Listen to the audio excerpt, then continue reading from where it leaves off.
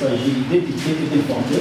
Et c'est à cette optique que MSTV a pu rencontrer les organes dirigeants de la Confédération des syndicats du Burundi au Sibou. Bien sûr, à cette période où nous venons de passer presque une année où le monde entier fait face à la pandémie de Covid-19. Donc, je voudrais profiter de cette opportunité pour que je puisse poser certaines questions en rapport avec la contribution de la COSIBU dans la lutte contre le Covid-19. En commençant par un des membres de l'organe dirigeant de la COSIBU, et quelle est votre contribution dans la mise en application des mesures barrières contre le Covid-19? Ici, je vais insinuer comment vous appuyez sur le dialogue social pour trouver des solutions chaque fois qu'il y a un problème qui se pose, notamment. Vous savez que le Covid-19, c'est une pandémie, mais aussi qui non seulement qu'elle menace les vies humaines, mais aussi c'est un élément très dangereux qui menace aussi l'économie tant internationale que nationale. Oui, merci de me poser cette question. Effectivement, le dialogue social a toujours joué un rôle important, surtout pendant la période, pendant la crise. Au niveau de l'Organisation internationale du travail, OIT, après que l'OMS ait déclaré la pandémie, la Covid comme une pandémie, il y a eu 4 axes qui ont été développés. Il y a la stimulation des emplois, il y a la protection des revenus des entreprises et des emplois, il y a la protection des travailleurs sur les lieux de travail, il y a le dialogue social. Donc pour réaliser ces 4 piliers, on passe par le dialogue social. Par rapport à l'axe numéro 1, le dialogue social autour de la stimulation des emplois. Il y a déjà qui ne comprennent pas qu'il faut un dialogue social pour stimuler les emplois. Donc, lorsqu'on veut stimuler les emplois, le dialogue social va opposer entre les travailleurs qui ont perdu les emplois et les employés, ou bien les travailleurs qui peuvent perdre les emplois à tout moment et les employés. Dans la protection des revenus, par exemple, le dialogue social dans les pays développés a aidé, a permis l'extension de la protection sociale sur tous les travailleurs vulnérables et les travailleurs de réformer. Après avoir constaté que beaucoup de gens risquent de mourir de faim, les syndicats ont dialogué avec le gouvernement et les entreprises pour étendre la couverture sociale.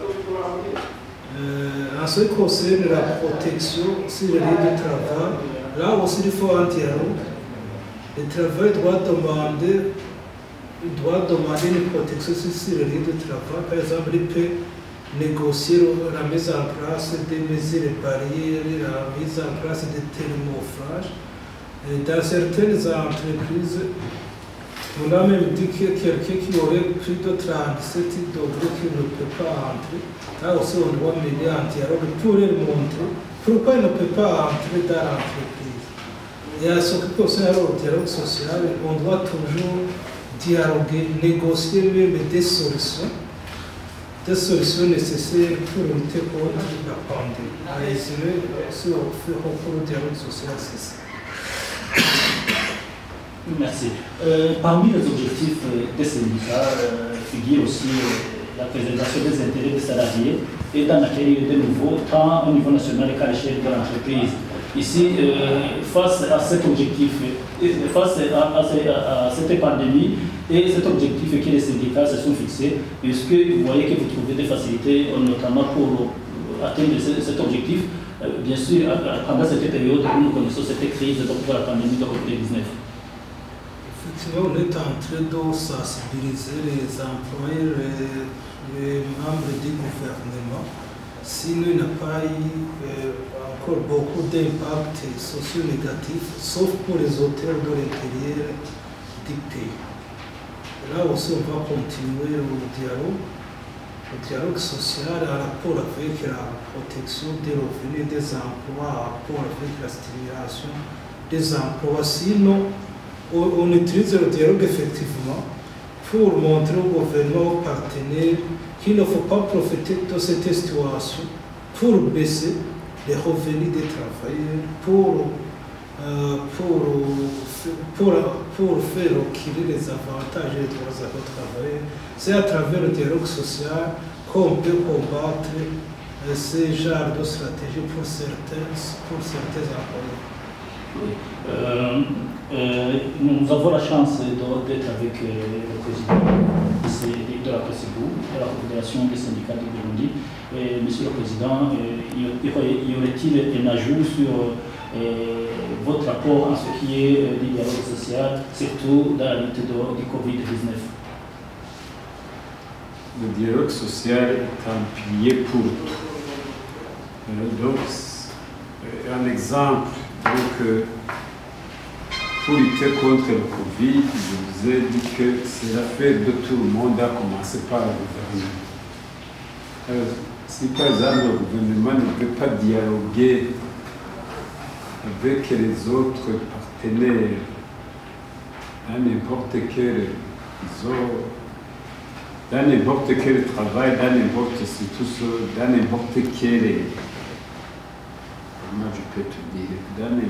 quelle question nationale ou internationale, puisque le Covid c'est une question nationale et internationale. Alors, il y a toujours des ratés.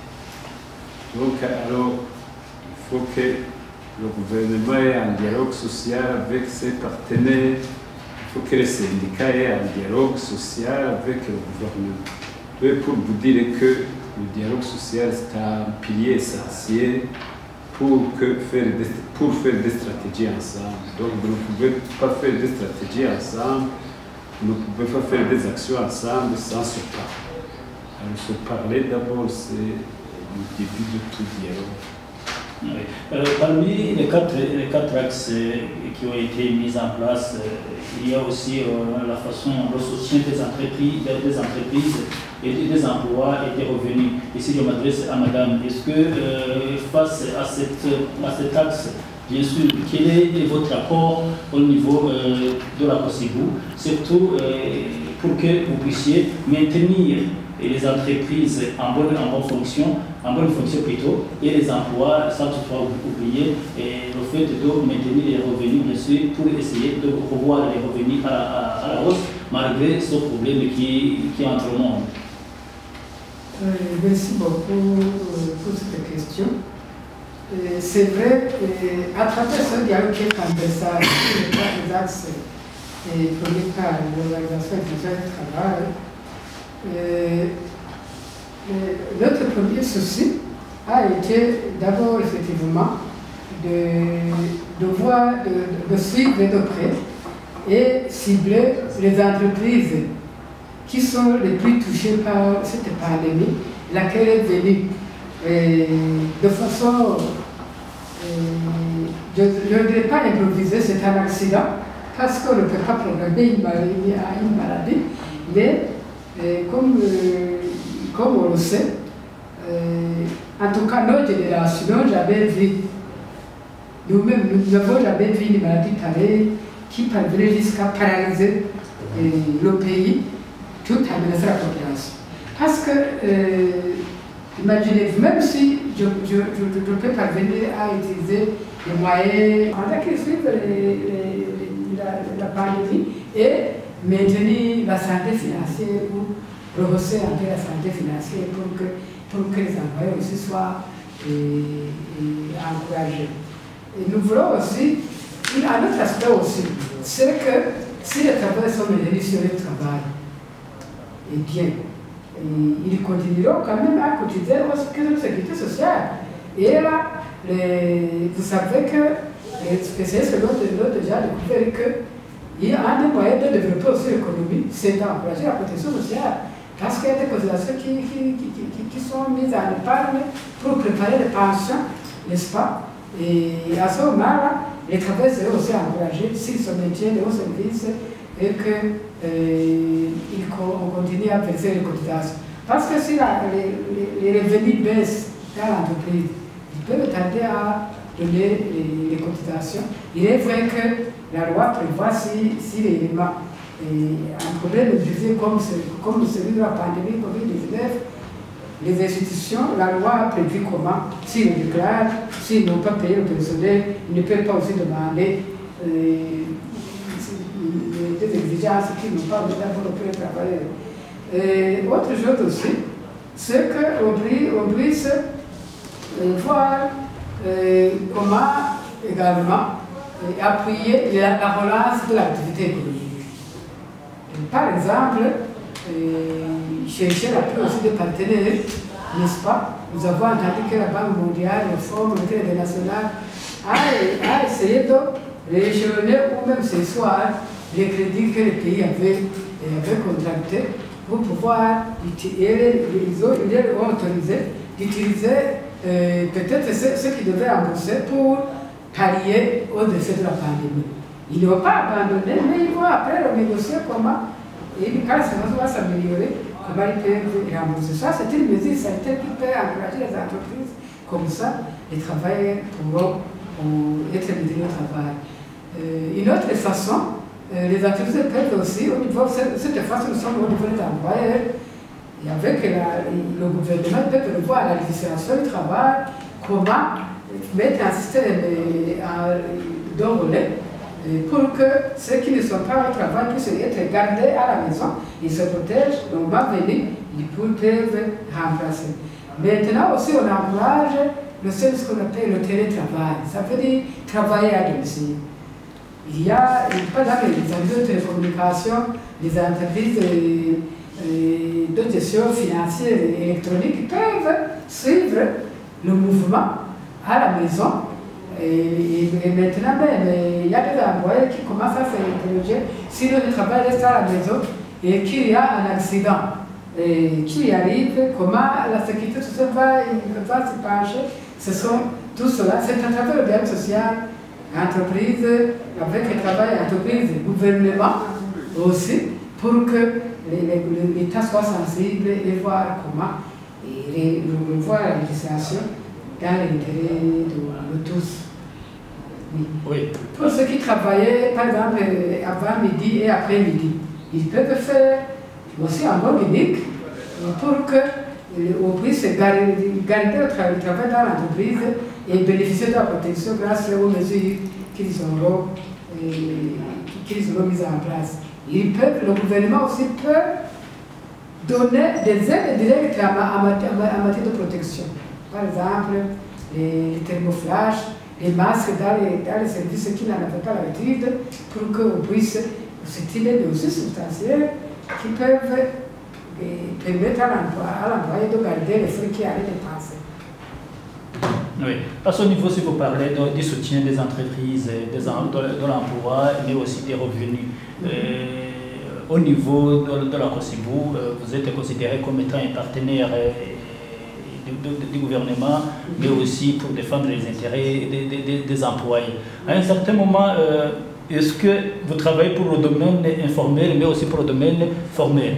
Mais à un certain moment, je voudrais savoir quel est votre apport, surtout au niveau du soutien sur les revenus, surtout pour la diminution, puisque la pandémie du Covid-19, c'est un fléau qui menace le monde sur le plan économique. Et puis, si ça menace le monde sur le plan économique, c'est que aussi les salariés sont touchés pas au niveau financier, il y a aussi les employés qui sont touchés au niveau financier. À ce moment, alors, je voudrais savoir quelle a été votre contribution, surtout pour les cotisations des syndiqués, pour que ces derniers puissent être revus à la baisse, surtout aussi qu'au niveau,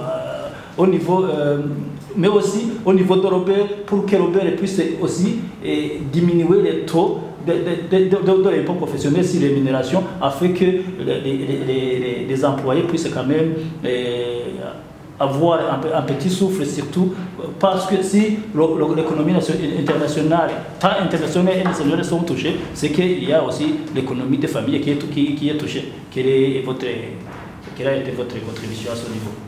Bon, du côté des travailleurs du secteur informel, nous avons déjà dit qu'ils peuvent. Nous avons. Dans les universités que nous avons fait, après avoir visité les entreprises et constaté les réalisations, les points qu'ils doivent améliorer, les contraintes qu'ils ont si jamais la pandémie venait à s'aggraver. Dieu merci, jusqu'à ce jour, d'abord, aucun travail n'a été envoyé. Pour ceux qui étaient peut-être bloqués avec la fermeté des frontières, ceux qui sont revenus n'ont jamais été sanctionnés du tout. Ils ont été réintégrés, ça ils l'ont confirmé vraiment. C'est une bonne chose, ça montre que nos employés sont de bonne foi face à la réalité qu'ils vivent. Les salaires ont été payés régulièrement, les cotisations jusqu'à aujourd'hui continuent à être versées au niveau des caisses. Ça, c'est très bon. Et alors, l'État, je l'avais déjà dit, s'il peut penser dans les entreprises pour les éléments, l'entreprise va se faire réduire les impôts sur les revenus, parce que ça vient, c'est couper sur les salaires et réduire les impôts sur les dividendes pour essayer de maintenir la caisse, la trésorerie de l'entreprise, ce serait une très bonne chose. Alors, vous m'avez posé des questions au niveau des cotisations de nos affiliés. C'est une stratégie qui se réfléchit au niveau de la Confédération, mais en général, je dirais la vérité que les travailleurs n'ont pas encore demandé que nous puissions baisser les cotisations, parce que vraiment nous demandons le taux le plus faible qui soit, parce que nous sommes nous-mêmes des travailleurs, nous ne sommes pas des employés. Et ils savent aussi qu'avec ces moyens-là, si nous parvenons à organiser des activités pour éviter le dialogue social, pour rencontrer les différents partenaires, ils savent que nous l'utilisons pour le financement de ces activités. Nous ne l'utilisons pas ailleurs parce que nous avons des organes qui contrôlent, ce sont les organes sont côté des travailleurs qui contrôlent sur les activités. Les frais sont orientés vers ces activités qui sont prévues. Avec maintenant l'improvisation des actions Covid, ils voient combien on se démerde. Et c'est pour ça que aussi l'Organisation internationale du travail demande aussi au gouvernement qui a en même temps envoyé les législateurs, donc ils légifèrent, ils suivent la description de la réglementation, et en même temps ils même envoyé. Donc si nous devons faire des efforts, ils ne le feront pas seulement pour son personnel du secteur public, mais ils le feront pour le secteur privé, y compris aussi les formés. Nous avons demandé à ce que, par exemple, les entreprises comme Savon qui produisent du savon.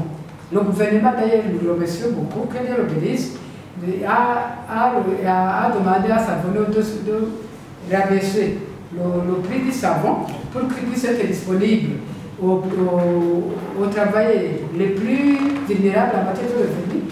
Et il a bien promis de rembourser ces dépenses que Savon va mobiliser à faible coût, donc pour compenser les pertes en revenus et le permettre de conduire justement cette émission, d'assister au gouvernement par le biais de cette action et en même temps aussi de contribuer et que la population ne dise pas qu'il n'y a pas d'eau.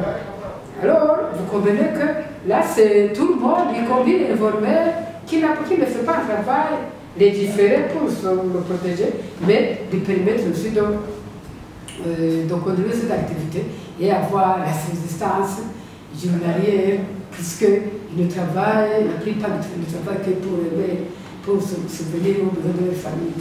Voilà comment on essaie de nous organiser. Merci. Je ne sais pas si Mme aurait un complément là-dessus. Oui, je vais ajouter que c'est pourquoi la COSI doit organiser les descentes sur terrain pour rencontrer les gens de formés, parce que ces gens de formés, c'est eux qui ont beaucoup de problèmes. Par exemple, les taxis, mototaxis, ils n'ont pas de maison pour travailler, ils n'ont pas même des employés.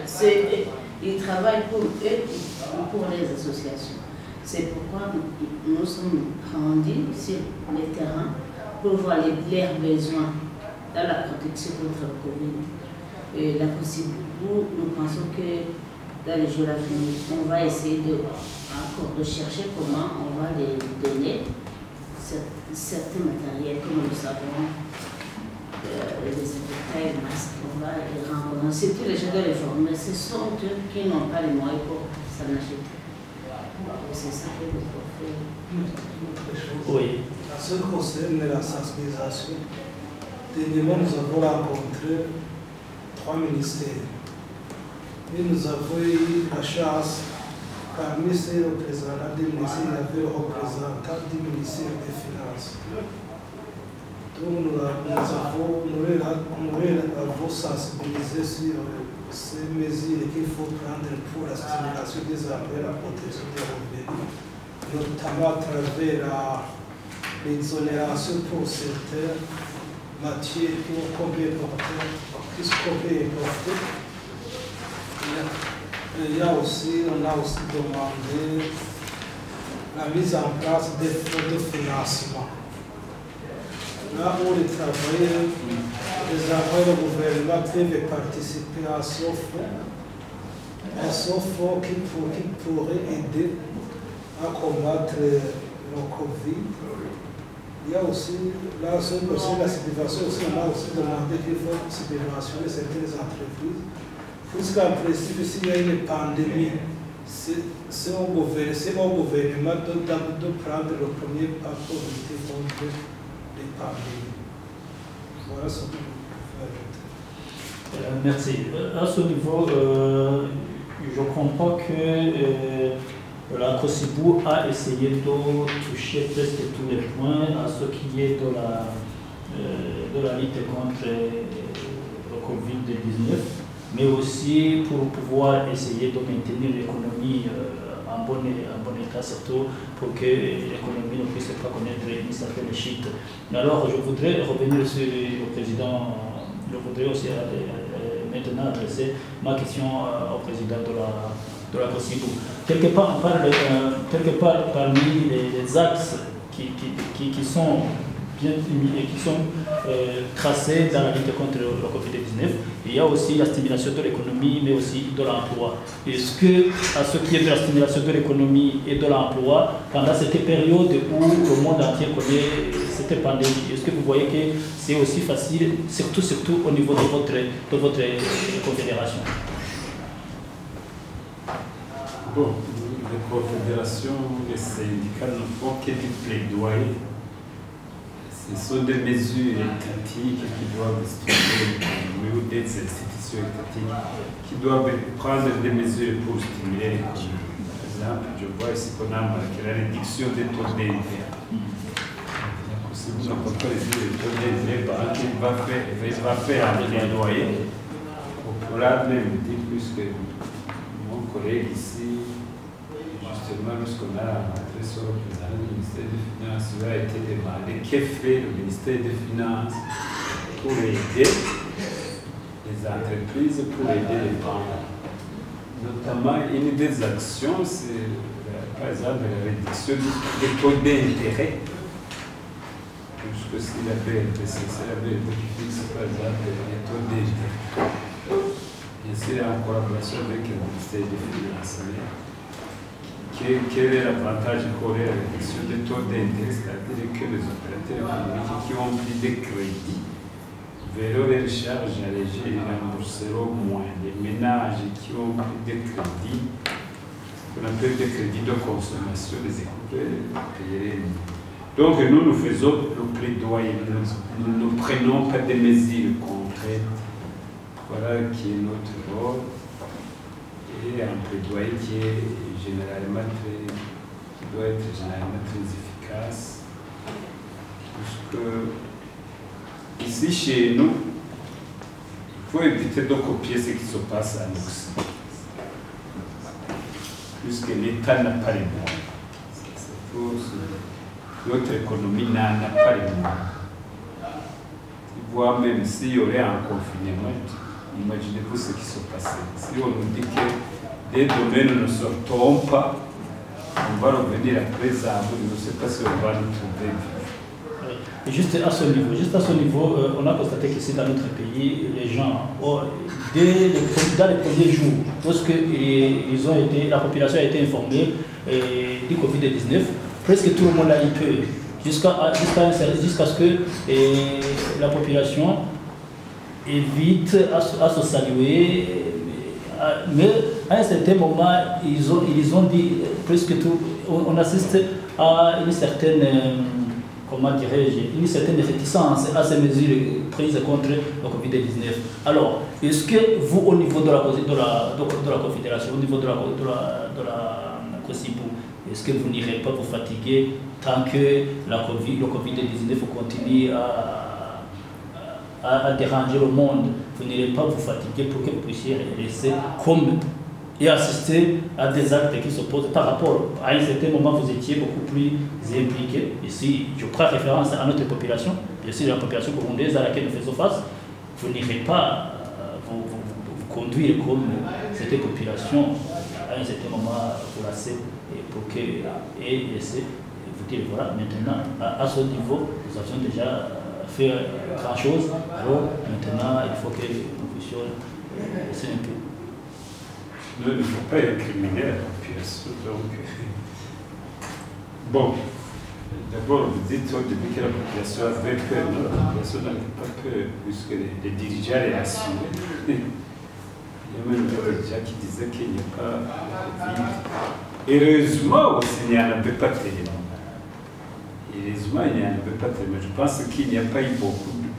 Parmi les pays de l'Est africain, les communautés, nous sommes le pays qui a eu moins d'eau. Les gens vont dire, oh, on cache les cas, ça c'est pas vrai. Je ne pense pas que c'est pas vrai. C'est pas vrai. Alors pourquoi nous avons eu moins d'eau? Il n'y a pas de mobilité. Il n'y a pas de mobilité. Il n'y a pas de mobilité. Les autres pays ont une grande mobilité. Donc, qui dit mobilité, c'est une circulation des biens des personnes assez élevée. Nous n'avons pas, il faut dire les choses telles qu'elles sont. Nous sommes déjà, depuis 2015, nous étions presque dans un embargo financier des bailleurs. Il y a peu d'Occidentaux qui venaient au Burundi, contrairement à ceux qui viennent en Ouganda, d'autres qui viennent au Kenya, qui viennent au Rwanda. Alors, il n'y a pas d'échange il n'y a pas beaucoup de trafic aérien. Combien d'avions venaient à l'aéroport de Bujumbura par semaine? On n'a pas une vingtaine. Mais aller à Nairobi, ça fait au moins 40 avions par jour. Ici, par semaine, on n'a pas même une vingtaine, je ne pense pas. Donc, il y a tout ça qu'il faut compter, qui ont fait que il n'y avait pas beaucoup de cas.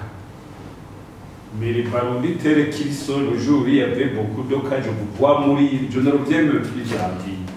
Donc je ne reviens même plus. Les Burundais, ils sont parmi les populations en Afrique qui ont plus peur d'autres, de la mort, de la pauvreté, d'autres dieux, d'autres. Ils sont particulièrement en beau sociologue.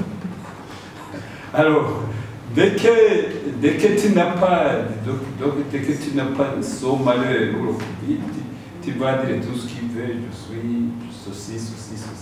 C'est pourquoi alors je te dis que nous, au niveau de nos organisations syndicales, les premiers jours, ils pourront te donner même mais nous avons fait une déclaration. Nous dirons, bon, d'accord, nous n'avons pas beaucoup de cas, mais ça va venir. Il faut prendre des mesures préventives pour que nous restons comme nous sommes, qu'il y a peu de cas. Et c'est ces mesures que nous avons. Nous avons fait une déclaration que nous avons donnée au gouvernement, aux employés, que nous avons même qui s'inspire même des recommandations de la Confédération syndicale internationale, qui de l'OIT aux organisations internationales. Voilà, nous sommes toujours, on ne va pas se fatiguer, puisqu'il faudra vivre avec le Covid pour une longue période. Même s'il y a un vaccin, ça ne va pas terminer dans. Tu vois, le sida, on s'est habitué. Progressivement, ils ont trouvé des antirétroviraux pour atténuer l'effet du virus. On continue avec. Donc, le Covid, il faudra vivre avec beaucoup d'années et savoir s'adapter, puisqu'il faut s'adapter à toute situation. Même s'il y a un vaccin, ça ne va pas finir. ça pourra tuer des gens. Mais il y a des maladies qu'on ne vaccine, ça ne tue pas les gens. Est-ce que la rougeole n'a pas de vaccin? Il y a des enfants qui meurent de rougeole. Est-ce qu'on n'a pas de vaccin pour l'hépatite B ou C? Il y a beaucoup de morts, il y a pas mal de morts. Donc, c'est pour vous dire, nous ne sommes pas du tout fatigués, nous n'allons pas nous fatiguer. Et il faut sensibiliser, continuer à sensibiliser les populations, puisque les Burundais, la chasse nous a aidé, le bon Dieu nous a aidé. À chaque malheur, hein? Il peut y avoir quelque chose d'autre. Nous étions dans un embargo financier avec peu de mobilité et nous sommes les moins touchés, même en Afrique. Je pense que le Burundi est le moins touché, dans toute, même en Afrique, je pense en Afrique. Donc, ce sont des pays à moins de mobilité. Comme au Comores, c'est une île. Au Comores, maintenant, on a trouvé que, je pense, il n'y a que 100 ou 600 cas. Donc, c'est une île perdue, il y a peu de gens.